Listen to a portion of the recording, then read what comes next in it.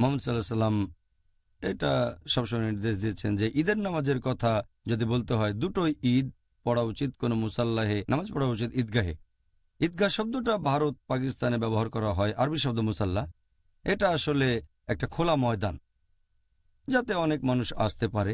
একটা শহর বা একটা এলাকায় যত মুসলিম আছে তারা সবাই এখানে নামাজ পড়তে আসবে, তাই থাকা উচিত একটা মুসাল্লা যেখানে সবাই নামাজ পড়বে, পুরো শহরের মানুষই পড়বে।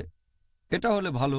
অথবা মুসাল্লা থাকবে যতদূর সম্ভব কম, মানুষ থাকবে যতদূর সম্ভব বেশি। এরকম একটা হাদিস আছে সহিহ বুখারীতে খণ্ড নম্বর 2 বুক অফ টু ঈদস হাদিস নাম্বার 956।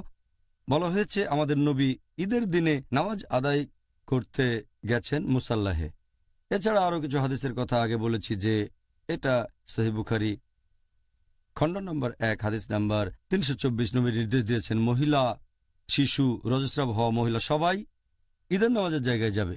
তিনজন ইমামের মতে ইমাম আবু হানিফা, ইমাম মালিক আর ইমাম আহমেদ ইবনে হাম্বল, আল্লাহ ওনাদের সবাইকে দয়া করুন, সবাই বলেছেন ঈদগাহে যেতে হবে, এটা আবশ্যিক যদি না কোনো যুক্তিসঙ্গত কারণ থাকে। এতে একমত নন ইমাম শাফি, আল্লাহ ওনাকে দয়া করুন।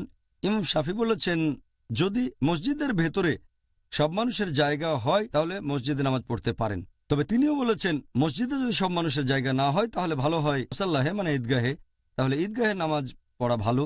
আর ঈদের নামাজের সময় যদি ইসলামের জেনারেল নিয়ম হচ্ছে, এটাও আছে সহিহ বুখারীতে খণ্ড number 2 book of praying in Haramain, মসজিদে হারমাইনে নামাজ মক্কা আর মদিনায়, হাদিস নাম্বার 1190।